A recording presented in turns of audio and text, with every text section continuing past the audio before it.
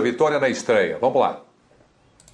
Os jogadores vêm construindo nos últimos anos aqui pelo Flamengo e conseguiram hoje um feito que já vinha de muito e muito tempo atrás, que não era quase 40 anos que não vencia. Flávio Amêndola, do canal do Amêndola, pergunta: gostaria de saber o motivo da saída do Gustavo Henrique para a entrada do Bruno Baeriana. Foi por conta do cartão? Não, porque por cartão, principalmente do cartão, pela entrada do Orellana, quando ele entrou pelo lado do Felipe. O Gustavo é o zagueiro que faz a cobertura do Felipe, já com cartão amarelo em campo. Ele já é um jogador que gosta muito, canhoto, que gosta muito de trazer para dentro para fazer finalização. Naquele momento o Bruno, mais inteiro e sem cartão, poderia dar uma cobertura melhor para o Felipe. Esse foi o principal motivo dessa alteração. Monique Danilo, de TNT Sports Brasil. Arrascaeta começou muito bem a temporada, foi muito importante na conquista da Supercopa e hoje mais uma vez foi decisivo. Acompanhamos nos últimos dias na notícia envolvendo a questão contratual dele. Isso te preocupa de alguma forma para a sequência? Nenhuma. Conheço o caráter do jogador, um menino nota 10, trabalhar, muito fácil de se lidar no dia a dia, talentosíssimo, ídolo no Flamengo. E em nenhum momento isso, ao menos para mim, a minha impressão, estou te falando como treinador agora, em nenhum momento teve demonstrou para mim, ele teve uma lesão no tornozelo, isso é verdade, que atrapalhou ele para o jogo, um ou dois jogos atrás que ele não pôde jogar. Mas se recuperou bem, ficou tratando durante 2 dias, se recuperou bem e mostra seu talento no dia de hoje. Para a gente, dentro do campo, não influenciou em absolutamente nada comentários que seguem fora dele. Eu acho que ele é feliz aqui, é um jogador que é considerado pelo torcedor, pela direção, e é um jogador jovem que pode ficar muito tempo ainda jogando pelo Flamengo. Felipe Smith, DG, boa noite. Foi o quarto jogo seguido que o Flamengo saía atrás no placar, como um gol no início do jogo. Na sua avalança, tem algum motivo específico para isso? Como corrigir? Bom, o horário que você toma um gol é difícil corrigir, mas não tomar gol é uma coisa que você tende a melhorar. Até o momento que nós sofremos o gol, só nós tínhamos jogado até aquele momento. Eu não lembro exato, mas deve ter sido entre 1 minuto 16, 20, por aí. Eu não tenho a exatidão do momento do gol. Uma bola roubada, que nós tentamos sair no contra-ataque, 2 jogadores passam em velocidade e a gente perde essa bola e no contra-ataque, já não foi nenhum contra-ataque, já estava no terço final do campo, a gente sofre o gol. É claro que é possível melhorar, é claro que a gente precisa diminuir o número de gols sofridos. Não é satisfatório para a gente ter uma média alta de gols. Nós tínhamos sanado isso no começo jogamos as 2 primeiras partidas, tomamos só um gol. Ano passado diminuímos muito a média de gol, que vinha sendo alta até a metade do Brasileirão, caiu muito na segunda parte.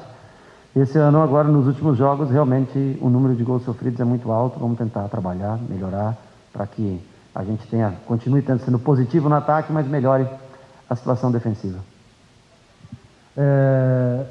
Mauro Santana, do canal do Mauro, quer saber se surpreendeu a situação do Jansson, autor de 2 gols contra Vélez. Se surpreendeu a situação? Do Jansson, autor dos gols do Vélez. Não, para mim ele era um jogador bem provável. Eu até achei que ele vinha com o Orellana e vinha com o Jansson aberto pela esquerda, com o Almada centralizado, né? Mas ele fez uma mudança colocando o Ortega na segunda linha. Isso sim foi uma surpresa. Eu acho que uma tentativa até de um bloqueio do Isla, que sabe que a gente joga muito pelo lado direito, né? Fez uma dobra de marcação. O Ortega é um jogador muita energia, né? Muito físico, né? Mas ele também joga por dentro. O Jansson faz essa posição de 10. O Almada veio tentar jogar por dentro, dificultou um pouquinho para a gente, mas eu acho que nós tivemos bom controle do jogo.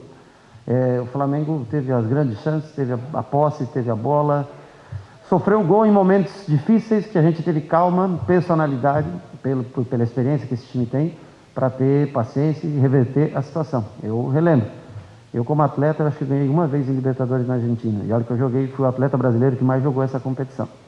E agora o Flamengo, depois de 40 anos, vence novamente na Argentina. Talvez a gente tenha que procurar pontos positivos em vez de chegar com lupa, às vezes, pontos negativos. Vamos tentar enaltecer coisas boas que acontecem nesse clube. A última pergunta. Luciana Sogay, de Radio Fer. Diego jogou os 90 minutos foi muito bem com a bola e também como capitão. Como você analisa a situação do camisa 10? Um exemplo de atleta, um exemplo de pessoa, uma liderança natural, uma voz ativa muito grande no grupo, se encontrou nessa posição. Para mim seria improvável um jogador aos 36 anos como ele ter tanta energia jogando de frente para o jogo nessa posição, não só com a bola, eu acho que bem destacado. Sem a bola também foi muito importante, combativo durante todo o tempo. Para mim, na minha opinião, no dia de hoje, acho que vários, a Arrascaeta fez um gol importantíssimo, o Gabriel sofreu o pênalti, fez o gol, Arão, jogando de zagueiro também, teve a oportunidade de chegar na área e fazer seu gol. Mas o Diego, no decorrer do jogo, foi muito equilibrado os 90 minutos, merecedor de estar em campo durante todo o tempo que ficou. Um jogador que é exemplo para os demais aqui dentro. Obrigado. De nada. Tá aí o Rogério Ceni falando ao vivo aqui no Linha de Passe depois da vitória na estreia na Libertadores da América, passa pelo Vélez Sarsfield na Argentina por 3-2. Uma coisa que eu achei até engraçada aqui, o Rogério dizendo assim, corrigir o horário que você toma gol é difícil, mas ao mesmo tempo, né, Jean, ele reconhece que o time está tomando bastante gols. Dentro de tudo que vocês falaram, eu quero lembrar também que o Rodrigo Caio cumpriu suspensão e vai ficar à disposição do Rogério Ceni. E mais um detalhe, Jean, e aí passo para você. Pontos positivos no time do Flamengo foi o que pediu o Rogério Ceni. Quem é que está com lupa nas mãos aqui no Linha de Passe e só vendo erros no time do Rogério como ele provocou, Jean? Então, não sou eu, hein? Eu acho que tem coisa positiva e acho que os próprios riscos que o Flamengo corre... O que o Rogério faz ao escalar o time que escalou, né, a colocar essa formação em campo, pressupõe riscos. É claro que pressupõe riscos, mas pressupõe também, eventualmente, você ganhar um jogo por conta da qualidade técnica que você tem.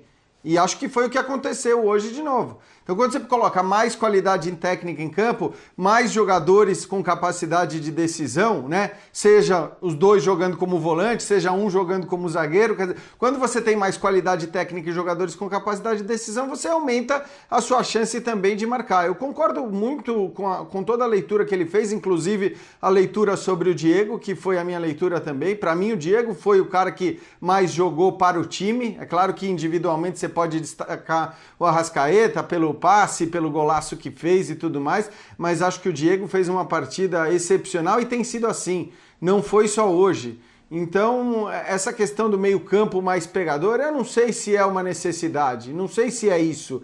Eu acho que você pode sim, e o Rogério falou sobre isso, né, tentar resolver as suas questões defensivas com posicionamento. Acho que no primeiro gol hoje houve um erro de posicionamento ali muito claro. E não consigo, como o Pedro, atribuir ao Diego, não. Era o Diego que tinha que estar ali. Eu acho que o Diego estava fazendo um trabalho exagerado, com isso eu concordo, talvez... A ele e ao Gerson, é bom que se diga, só para não ser injusto, Jean. Então, porque acho que o Diego fez muito mais isso do que o Gerson e com essa idade nem seria o normal, não seria o esperado. Então eu acho que sim, é começo de temporada ainda e não adianta dizer, mas ele já está desde o meio do Campeonato Brasileiro. Eu acho que... Uma das coisas que a gente está elogiando tanto hoje, que é justamente a atuação do Diego e o próprio Arão em outros momentos, né? E hoje não estou nem falando só por causa do gol, foram pontos elogiáveis do Flamengo nos últimos tempos. Então, vamos ter um pouquinho de calma também, vamos olhar para o fato de que o Rogério, talvez até ao saber que o time não está pronto do ponto de vista coletivo para entregar tudo que pode entregar, está apostando na qualidade técnica. E foi essa qualidade técnica hoje que permitiu que o Flamengo vencesse a partida contra o Vélez, um jogo essencial e uma vitória importantíssima de 3 pontos que adiantam muito aí já a caminhada do Flamengo para uma classificação. Eu queria colocar outra coisa para vocês aqui. Eu acho até que está bastante difícil hoje, né, pessoal, a gente definir exatamente o que é fim de temporada, meio de temporada, início de temporada, do jeito que tudo está se misturando desde março do ano passado. E, Pedro, já que o Jean falou sobre você, até evidentemente descontraindo contigo, você disse, esse time Rogério do mandou Flamengo, recado pro Pedro. Esse time do Flamengo está previsível, eu também acho. Previsivelmente perigoso, Pedro. Assim como estão previsivelmente perigosos os treinadores e torcedores que, quando ligam a televisão, esperam que a gente solte balões e festas apenas. Eu acho que é valoroso demais. Eu acho que a gente tem que sentar aqui e aplaudir o desempenho, o resultado na Argentina. Eu acho que a gente tem que sentar aqui e aplaudir o futebol jogado por Diego com a bola no pé, por Gerson com a bola no pé, por Arrascaeta, aquele passe maravilhoso pro Gabriel, que sai na cara do goleiro, acaba perdendo gol, depois faz um gol maravilhoso para virar, futebol maravilhoso do Gabigol. Acho que tudo isso tem que ser aplaudido e constantemente aqui na programação, diariamente, a gente exalta. Tanto é que alguns outros torcedores ficam bravos quando a gente fala que é o melhor elenco, é o melhor time, é sim um dos favoritos à Copa Libertadores, mostrou hoje. Só que quando a gente vai analisar o recorte do jogo de hoje, a gente tenta sentar também sobre algumas situações que ocorreram. Porque se não há o gol do Arrascaeta, brilhantemente, se não há a individualidade ali do Gabigol, tinha muitas coisas ali que estavam sim expostas. Não é que a gente pensou um lance avulso aqui de uma atuação maravilhosa. Não é esse o caso. Tem muita coisa positiva a se falar e a gente está falando, a gente está aqui se debruçando. Só que também tem situações que eu acho que precisam ser analisadas, porque quando tiver um desempenho ruim no segundo tempo contra o Palmeiras, quando perder um clássico inesperado contra o Vasco, a gente vai poder sentar aqui e falar, bem, a gente vinha sinalizando, a gente vinha pontuando. Então acho que cabem as duas situações.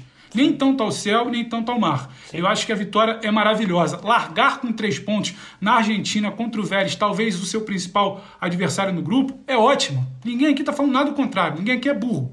Ainda bem, estamos aqui. Mas também eu acho que é válido destacar que algumas situações preocupam. E elas não vieram de hoje. Elas vieram de hoje, elas vieram de um clássico, elas vieram de um jogo decisivo contra o Palmeiras ali. Se não fosse a maravilhosa atuação do Diego Alves nos pênaltis, o desequilíbrio ali emocional talvez do Palmeiras pudesse ter tido um final contrário. Então assim, quando a gente aponta, quando a gente sinaliza, é para a gente tentar entender o jogo, o que está acontecendo como um todo. Quando o André se debruça sobre o jogo de hoje, eu acho que está certo também. Só que eu acho que cabe os dois lados. Temos que ver pontos positivos, sempre está coberto de razão. Estamos aqui vendo, a gente pode enumerar uma série de situações. Temos que ver pontos negativos? Também, porque tem uma série de situações ocorrendo. Então assim, dá para equilibrar. Por isso que eu falo que para mim o grande retrato desse time é o Gerson.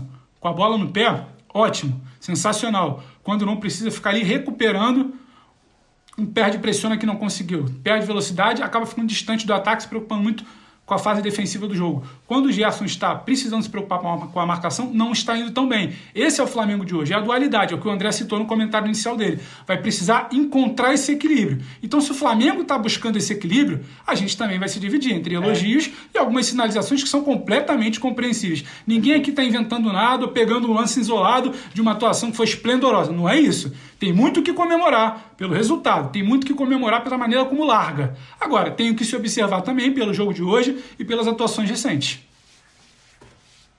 A minha dúvida é só se a torcida está satisfeita com o futebol da equipe. Porque o resultado, obviamente, está. O resultado foi um resultado grande hoje. O Flamengo deu um passo enorme para se classificar à próxima fase sem sustos. Hoje era, em tese, o jogo mais difícil da equipe nessa primeira fase. Então, elogios, aplausos, muitas coisas boas na atuação, mais coisas boas do que defeitos. E é o que o Pedro fala. Os defeitos, eles têm se repetido. Então, porque o torcedor do Flamengo, ele é, no momento, o torcedor mais exigente do país. Né? Até porque ele viu, com esse elenco, o time jogar um futebol encantador há 2 temporadas. E ele tem isso como referência. Então, a minha dúvida é se o torcedor está satisfeito. Eu sei que alguns vão estar, outros não, mas uma amostragem geral, tinha muita curiosidade para saber qual é a impressão que a torcedor do Flamengo ficou hoje após um resultado grande como esse contra o Vélez Sarsfield. Do ponto de vista prático, eu acho que esse equilíbrio que é necessário a todas as equipes, até aquelas que têm fartura de capacidade ofensiva como o Flamengo, neste caso passa por algumas situações. Me parece claro que a dupla de zaga com o Rodrigo Caio e o William Arão é a ideia titular do Ceni e isso só vai mudar, salvo em ocasiões muito especiais, quando um não estiver disponível, ou os dois. Hoje o Rodrigo Caio não pôde jogar. É preciso lembrar que o Flamengo terá jogadores que estão machucados voltando. Acho que uma das principais voltas é a do Thiago Maia, porque ele ajuda a oferecer opções para encontrar esse equilíbrio no meio de campo com escalações que sejam diferentes ou substituições durante partidas que ofereçam um pouco mais para um lado ou para o outro, conforme o Rogério estiver precisando ou pensando em fazer. Mas eu acho que o que simboliza a necessidade desse equilíbrio é a sintonia fina de jogo em campo, de posicionamento e de função entre o Diego e o Gerson, que é uma coisa que é muito mais de sensação de dois jogadores que se conhecem, que são experientes, que são bons, muito bons, e podem oferecer isso aos companheiros e ao seu treinador, tanto em treinamento quanto em jogo. Eu acho que se isso se ajustar, o Flamengo ganha muito, e com a volta de jogadores que possam dar opção de escalação no meio de campo, o Rogério vai ter um pouco mais de liberdade para trabalhar. Mas eu prefiro, insisto, que o ajuste seja buscado com uma escalação base que pensa mais nela do que no adversário, do que os planejamentos inteligentes que nós estamos tão acostumados a ver aí, que na melhor das hipóteses, fora de casa, na Argentina contra o Vélez, conseguem entregar um empate em 2-2. Eu discordo um pouco do André nessa ideia de qual é a configuração que pode tornar a equipe mais equilibrada. Eu já acho que o Diego tem muita leitura de posicionamento e de jogo, que ele e o Gerson vão se entender até com certa facilidade, mas para mim a questão é o perde bola e pressiona de Everton Ribeiro, Arrascaeta, Bruno Henrique e Gabigol. Para mim a questão está ali. Para mim ali é a principal questão. E um perde e pressiona é eficaz. Porque... Isso aconteceu, né, em 2019. Então, esses caras já Exatamente. fizeram isso. Exatamente, porque aí tem um ponto que mostra por que aquele time do Jorge Jesus podia trocar um jogador aqui, outro acolá e mantinha o padrão. Porque quando você tem esse perde e pressiona, você tem um sistema que esmaga o adversário e aí você pode perder um jogador aqui e ali, você não fica dependendo tanto da individualidade o tempo inteiro para achar os seus gols. Do jeito que o Flamengo atua hoje, se sai qualquer jogador, como saiu a Arrascaeta em partidas recentes, a tendência é o time cair consideravelmente de qualidade. Eu não sei quando entra o Pedro, por exemplo, no lugar do Gabigol. O Gabigol é mais jogador que o Pedro, eu não tenho a menor dúvida disso, mas ali você entra com outro centroavante de alto nível, um outro cara que faz a diferença e é o último jogador, né, pegando de trás para frente. Então, para mim, a questão não é o posicionamento do Diego e do Gerson. É o perde e pressiona dos 4 jogadores que jogam mais adiantados na equipe. Se isso funcionar, o sistema inteiro tende a funcionar. Pessoal, Everton Ribeiro voltou a jogar ou ainda não? Eu me lembro aí de votações para Campeonato Brasileiro. Votei em várias rodadas, meses no Everton Ribeiro.